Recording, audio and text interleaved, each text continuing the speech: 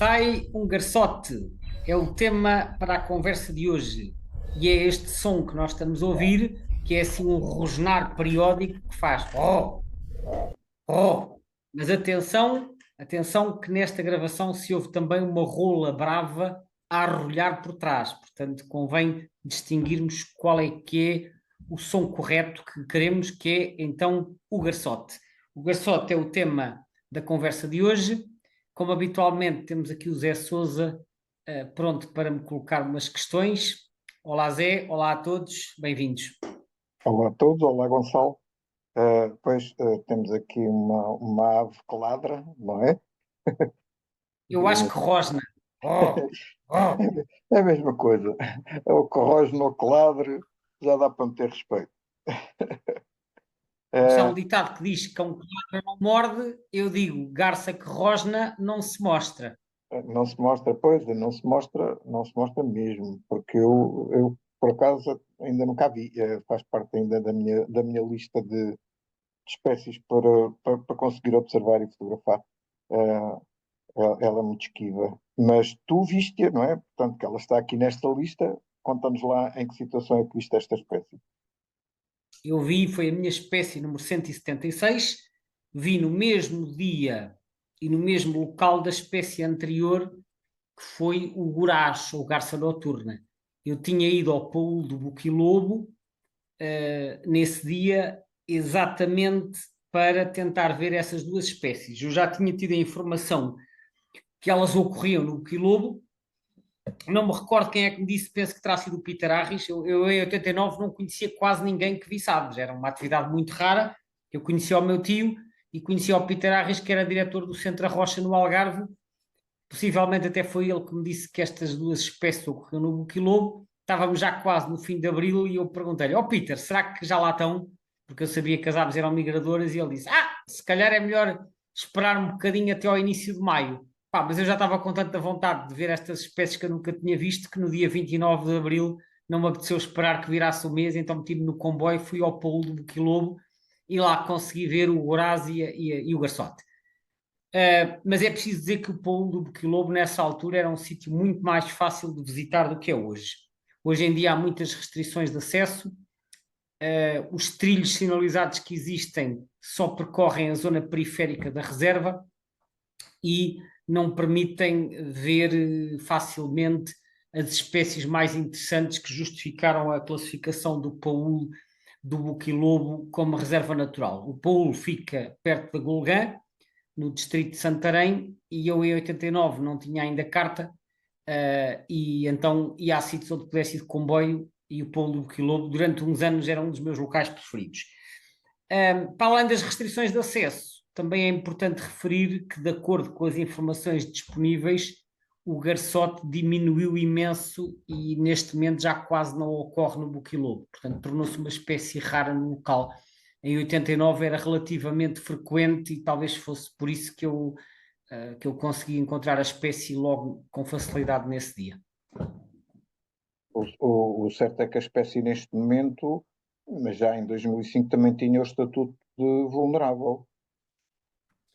Sim, tinha e tem, embora aí mais por razões da dimensão da população nacional, que está estimada em 100 a 500 casais, e isso só por si, em termos quantitativos, que 500 casais dá menos de 1000 indivíduos maturos, eu acho que isso já é só por si razão suficiente para colocar a espécie na categoria de vulnerável. Portanto, é o critério quantitativo. Embora aqui temos que dizer que quanto mais pequeno for um território, menos indivíduos haverá. Portanto, se pensarmos em territórios muito pequenos, como aqueles microestados de Andorra e Luxemburgo, etc., eu não sei se eles têm livros vermelhos, mas se tiverem livros vermelhos, haverá espécies com populações tão reduzidas, porque o território é pequeno, que só por esse critério ficam logo vulneráveis e em perigo e etc. A verdade é que o critério quantitativo, quando se faz um livro vermelho regional, diz que se houver menos de 1000 indivíduos maturos, neste caso menos de 500 casais, que a população entra logo para vulnerável.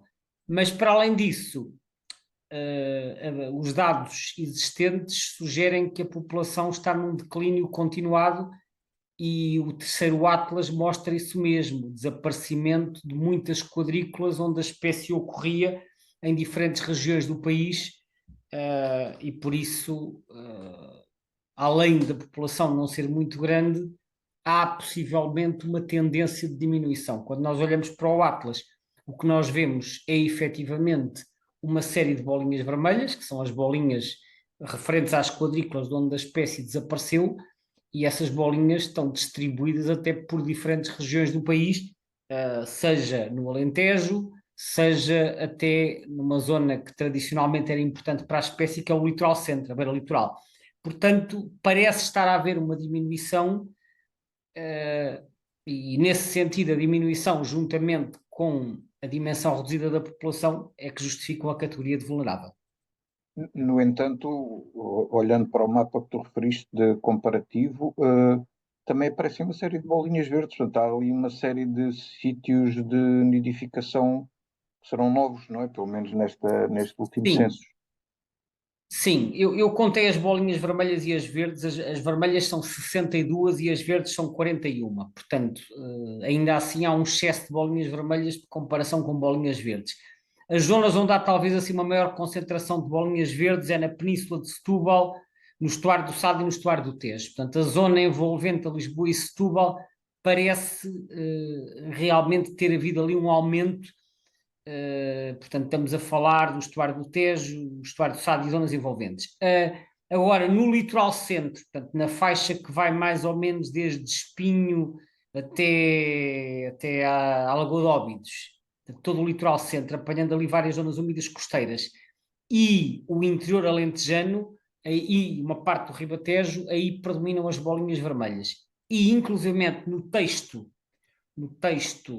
que acompanha o Atlas, refere-se que tem havido uma diminuição e, por exemplo, é destacado o caso dos paús do Baixo Mondego, que ficam ali entre Coimbra e Figueira da Foz, onde tem havido uma monitorização anual e que os resultados dessa monitorização mostram um decréscimo acentuado, ou seja, a espécie continua a ocorrer nessa zona, mas os seus números diminuíram.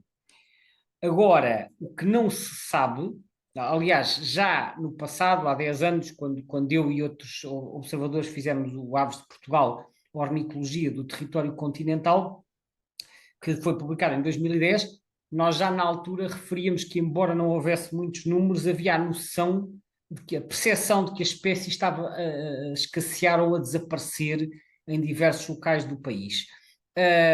Eu que também E consulto essa referência quando me preparo para as nossas conversas, achei curioso, o facto de apontarem aqui como uma possível causa um fator, que ao fim e ao cabo acaba por ser externo, que é o que possa estar a acontecer na espécie nos seus locais de invernada. exatamente, ou seja, o que é referido, e essa afirmação é sustentada por uma referência que é o Tucker and Heath 1994. Ora, o Tucker and Heath era o Birds in Europe 1, atualmente já vamos no Birds in Europe 4, acho eu.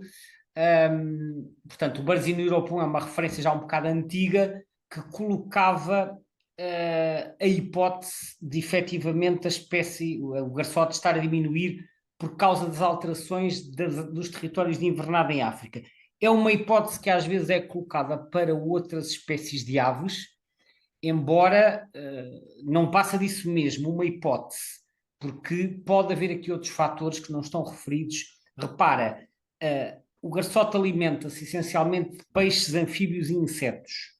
Ora, nós sabemos que tanto os anfíbios como os insetos estão a diminuir em Portugal.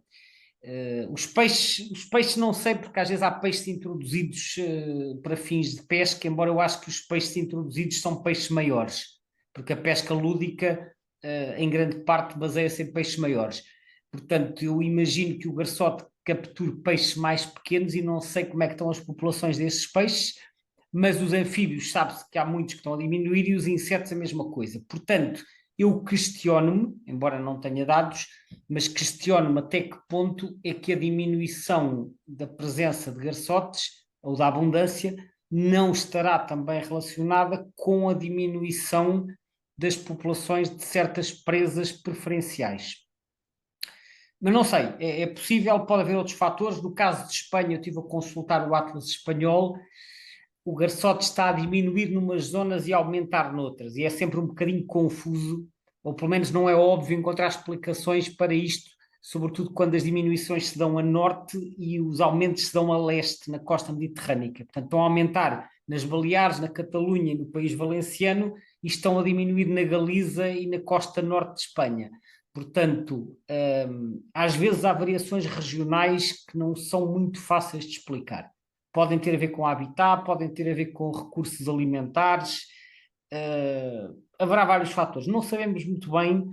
A realidade é que em Portugal, aparentemente, a população também estará a diminuir. Está a diminuir a área de distribuição e está a diminuir a população.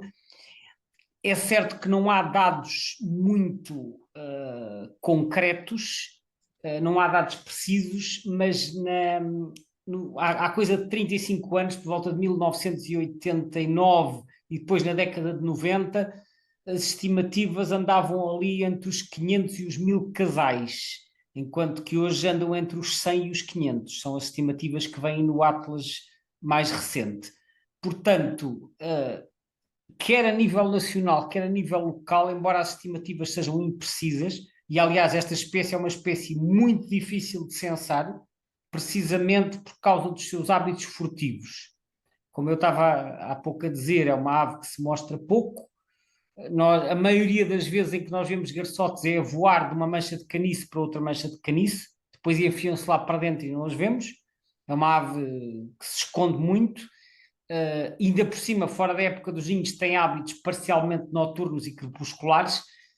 Tudo isto dificulta a realização de um censo. Mesmo em Espanha não há números precisos. Portanto, há aqui muitas suposições pelo meio, quer em termos dos números, quer em termos das tendências, e por isso baseamos um bocadinho mais na percepção do que em dados concretos. Já agora, que referiste o facto de ser uma ave esquiva e difícil de observar, eh, também temos aqui um outro fator que ela é relativamente parecida com o Goraz de que falámos na última conversa. Quão mais pequena ela é que o Goraz e como é que a gente se distingue? Bom, é mais, para começar, é consideravelmente mais pequena, só para dar uma noção, o garçote tem 27 a 38 centímetros, de 27 a 38, e de envergadura é de 40 a 60, enquanto que o Goraz é consideravelmente maior, eu diria que é quase do tamanho de uma garça boieira, tem de comprimento 58 a 66, e uma envergadura de 1,5 m a 1,12 m. Portanto, estamos a falar de quase, não é bem, mas é quase o dobro do tamanho, não é? Portanto, recapitulando, garçote 27 a 38 e Goraz 58 a 66. Envergadura do garçote 40 a 58 e o Goraz tem mais de 1 m. Portanto, a primeira diferença é logo o tamanho. O Goraz é uma ave do tamanho de uma garça boieira, grosso modo. O garçote é mesmo muito pequeno. É uma ave muito pequena. Tem algumas semelhanças, enfim, na estrutura das cores, ou na distribuição das cores, por ter o barrete escuro e ser escuro por cima e mais claro por baixo, mas depois tem outras diferenças, particularmente quando voa, quando está em voo, tem umas ovais creme muito visíveis na parte superior das asas, e como eu disse, muitas vezes nós vemos estas aves a voar, elas passam à nossa frente e o que nós vemos é uma ave de tamanho médio com duas enormes ovais por cima, ovais essas que são mais contrastadas no caso do macho. Portanto, a primeira diferença é o tamanho, o segundo é esta diferença na plumagem com estas ovais, o bico também é um bocado mais longo. E depois também o tipo de habitat que frequenta. Esta ave é uma ave que voa baixinho, de uns caniçais para outros. Raramente vemos um garçote a voar alto. Normalmente voa assim a 2, 3, 4 metros de água, enquanto que o Goraz pode voar muito mais alto ao nível da copa das árvores ou até mais acima. Portanto, a nível comportamental também há algumas diferenças. Ok. E este seu, bem me pareceu, é daqueles que também têm aquela mania de, como o touro, de meter assim o bico para o ar para passar despercebido no meio dos caniços, não é? Sim, um pouco, também gosto. Aliás, isto é um abetor em miniatura. Em espanhol o abetor chama-se avetoro e o garçote chama-se avetorilho. Portanto, é o abetorinho. E em inglês o abetor é bittern ou great bittern e este é little bittern. Aliás, até há pouco tempo ele estava no género Ixobricus e recentemente o IOC e o Clements reclassificaram esta garça no género Botaurus, portanto puseram no mesmo género do Aptoro e agora chama-se Botaurus minutus. Embora tenhamos que dizer que a BirdLife, por enquanto, mantém esta espécie no género Isobricus. Portanto, é mais um caso em que as várias autoridades taxonómicas ainda não estão de acordo. Vamos continuar a aguardar pela famosa taxonomia unificada que está prometida para 2025 para ver qual será depois o nome científico do garçote. Sim, eu tenho alguma esperança que essa unificação possa vir a ser útil para, para normalizar de facto aqui uma série de coisas que nós fazemos quando procuramos informação dispersa enfim. Bom, mas essa questão a gente já discutiu várias vezes, não vamos perder mais tempo com ela. Um, o garçote, então, quando não está cá, ou seja, quando termina a sua época de reprodução, eh, vai-se embora, não é? É mais uma ave migradora, presumo que seja mais uma daquelas que migra para a África, não é? Correto. E é Vai África para a longínqua ou fica-se por aqui África por perto? subsaariana. Portanto, quase todos os nossos migradores estivais, aqui, ou seja, aqueles que nos visitam no verão, e que abandonam o território durante a época fria, quase todos são migradores transsaarianos. Há exceções de que eu falarei oportunamente quando lá chegarmos. Mas, de uma forma geral, as espécies estivais migram para sul, atravessam o deserto do Saara, por isso é que se chama transsaarianos, e invernam na África subsaariana, no caso do garçote.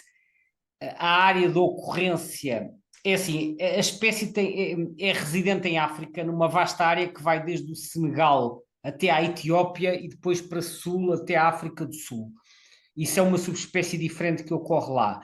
Eu presumo que os indivíduos europeus e asiáticos vão para uma área semelhante, mas o mapa que está no Birds of the World não distingue, portanto, eu presumo que seja a mesma área, não sei se são os mesmos países todos, mas basicamente é para toda a África subsaariana.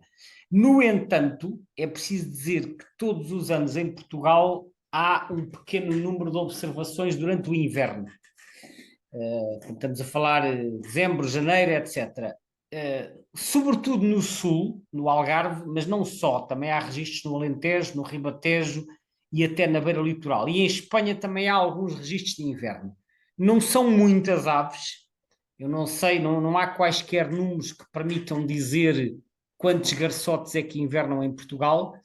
É difícil dizer porque são observações isoladas que vão aparecendo aqui e acolá, e além disso, como eu disse há pouco, eles no inverno até tendem a ter um comportamento ainda mais discreto, ou seja, tendem a ser menos ativos durante o dia e, portanto, são mais ativos ao crepúsculo e à noite, o que faz com que ainda mais facilmente passem despercebidos, até porque nessa altura não cantam. Eles cantam aquele ronronar que nós ouvimos ao início, aqueles roncos fazem-se ouvir na primavera, não se fazem ouvir no inverno. E, portanto,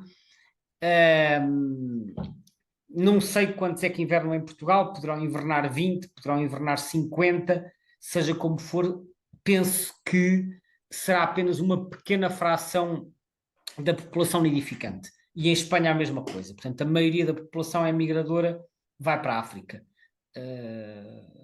Acho que é isso que acontece. Mas há indivíduos anilhados que nos permitam Não, aferir. não, quer dizer, já houve indivíduos anilhados certamente, porque de vez em quando aliás, há vários programas de anilhagem realizados em caniçais, portanto, há muitos sítios onde se anilha para anilhar passariformes migradores. e, portanto, de vez em quando, nesses sítios são capturados garçotes. Não conheço registros que nos digam para onde é que esses garçotes vão, porque eu não sei se há recapturas assim muito distantes de garçotes, mas posso, enquanto estou aqui a falar contigo, vou rapidamente só procurar no Birds of the Iberian Peninsula, que é um livro do Ernesto Garcia e do Eduardo de Ruana, que às vezes diz se há recuperações de garçotes ibéricos. Então eles no Birds of the Iberian Peninsula dizem que a maioria dos indivíduos inverna na África Ocidental tropical e que regressam em abril e maio, mas que também ocorrem cá alguns indivíduos das pequenas populações de outros países da Europa Ocidental. E que o Bernis foi o professor Francisco Bernis, que foi uma grande referência da ornitologia espanhola no século XX, ele já faleceu há cerca de 20 anos, e que o Bernis registava recuperações no nordeste de Espanha durante as épocas de passagem de uma ave anilhada no ninho na Bélgica e duas nos Países Baixos. E que houve também uma recuperação na Galiza de uma ave anilhada em Itália. Além disso, um juvenil anilhado em Málaga foi encontrado em Marrocos, na zona de Agadir, e outro juvenil anilhado em Doñana foi recuperado no Mali, que já fica praticamente na África subsaariana. Portanto, há de facto movimentos entre países, passam cá indivíduos originários de outros países europeus e uma grande parte da nossa população efetivamente vai para a África. Agora, aquelas que aparecem por cá no inverno, se são aves que nidificam cá ou se são aves vindas de outros países europeus que vêm cá invernar, isso não sabemos porque não há dados. Isto é uma ave que é anilhada ocasionalmente, mas não. Eu desconheço qualquer programa de estudo dirigido especificamente ao garçote. Portanto, é uma espécie para a qual ainda nos falta muita informação. Uma coisa curiosa que eu li sobre esta espécie, provavelmente até pode acontecer com outras espécies, mas nunca me tinha percebido isto, é em relação à questão das mudas de pena, que supostamente esta faz duas mudas, uma parcial e depois completa a seguir à reprodução. Eu tenho ideia de nunca ter visto assim nenhuma referência às aves fazerem duas mudas, uma antes e outra depois da, da reprodução. Isto é uma coisa característica desta ave ou há mais aves e eu desconhecia isto?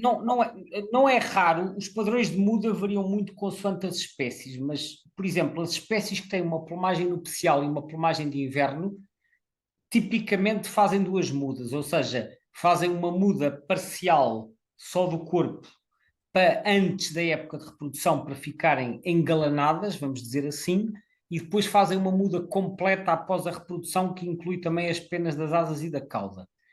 É certo que isto não acontece com todas as espécies que têm plumagem nupcial, porque há casos de espécie em que a plumagem nupcial aparece não por muda, e sim por abrasão das penas, por desgaste. Mas há muitas espécies que fazem de facto duas mudas, sendo uma parcial e uma completa. Portanto, não é um fenómeno raro, embora não aconteça em todas as espécies, efetivamente. No caso do garçote, aparentemente é isso que acontece. Portanto, uma muda parcial antes da reprodução e uma muda completa após a reprodução. Há espécies que só fazem uma muda por ano, há outras que fazem uma parcial e uma completa, e há uma única espécie na Europa, do meu conhecimento, que faz duas mudas completas por ano, que é a flosa musical. Faz uma muda completa de verão e uma muda completa de inverno. Talvez seja por isso que elas têm sempre aquele aspecto assim tão limpinho, tão aciadinho, estão sempre com penas novas. Mas isso é uma É que ainda exceção. para mais isto em Tipicamente, aves migradoras, quer dizer, andar ali a mudar as penas todas e depois fazer ou seja, impede-lhes, esse período é um período em que não podem voar, não é? Portanto, não conseguem com certeza fazer. podem voar porque não é como aos patos. Os patos é que mudam as penas todas de uma vez só e ficam as penas das asas e ficam impedidos de voar. Na maioria das aves, as penas das asas são mudadas sequencialmente, uma de cada vez, ou enfim, vai crescendo uma, E depois vai então, crescendo e outra. então mantêm a habilidade de voar. mantêm a capacidade de voar. Os patos são uma exceção porque têm uma estratégia de muda diferente, mas nas outras aves não é assim. Já agora, se me permites, antes de terminar, gostava de referir aqui uma curiosidade sobre a população de garçote que eu reparei quando estava a preparar isto. O garçote tem uma distribuição relativamente vasta na Europa, embora não vá às Ilhas Britânicas nem aos países nórdicos, portanto, a distribuição apanha os países todos do sul e do centro da Europa, vai até à Alemanha, à Polónia e aos países bálticos e depois vai aos Balcãs. E eu estava a consultar um quadrozinho da BirdLife que mostra, que tem as estimativas populacionais para cada país da Europa. O nosso, como já referi, é 100 a 500 casais. E a certa altura chamou-me a atenção que o país da Europa com maior população de garçotes é a Roménia, com 27 mil a 49 mil casais. Isto é uma brutalidade, né? É 32% da população europeia. 27 mil a 49 mil casais, enquanto que nós temos, portanto, uns magos 100 a 500. Porquê que, porquê que tem tantos? Eu não sei, eu nunca fui à Roménia, mas imagino que isto tenha a ver com a existência de uma vastíssima mancha de habitat favorável relacionada com uma das principais zonas úmidas do leste europeu, que é o delta do Danúbio. O delta do Danúbio é uma zona úmida muito extensa, deve ter enormes manchas de caniçais e isso provavelmente suporta uma população gigante de garçotes. Portanto, a Roménia tem mais garçotes que a Rússia, que tem entre 25 mil e 35 mil, e a Rússia é um país muito maior. Só para termos uma noção, a Roménia tem 238 mil quilómetros quadrados, portanto, não chega a 3 vezes o tamanho de Portugal. É um país que tem metade do tamanho de Espanha e, no entanto, tem esta quantidade gigantesca de garçotes. Achei curioso e certamente tem a ver com o habitat. É a minha interpretação. E vai na volta são aves que migram ali também para o delta do Nilo ou coisa assim do género, não é? Portanto, fica ali relativamente próximo, não é? Talvez Sim. no Birds of the World aparece lá uma manchinha azul no delta do Nilo, mas eu não sei qual é, em termos quantitativos, qual é a relevância dessa zona. É possível que algumas fiquem por aí, efetivamente, mas pronto, aproveitei só para referir aqui a existência do delta do Danúbio, que apesar de tudo é uma das zonas úmidas mais importantes da Europa, é importante para uma série de outras aves aquáticas. O que eu não tinha a noção, porque só hoje é que consultei a informação, é que tivesse uma proporção tão significativa dos garçotes europeus. Curioso, realmente. Gonçalo, obrigado por mais esta conversa. Obrigado a todos os que nos ouviram e que têm paciência para nos ouvir. Continuem.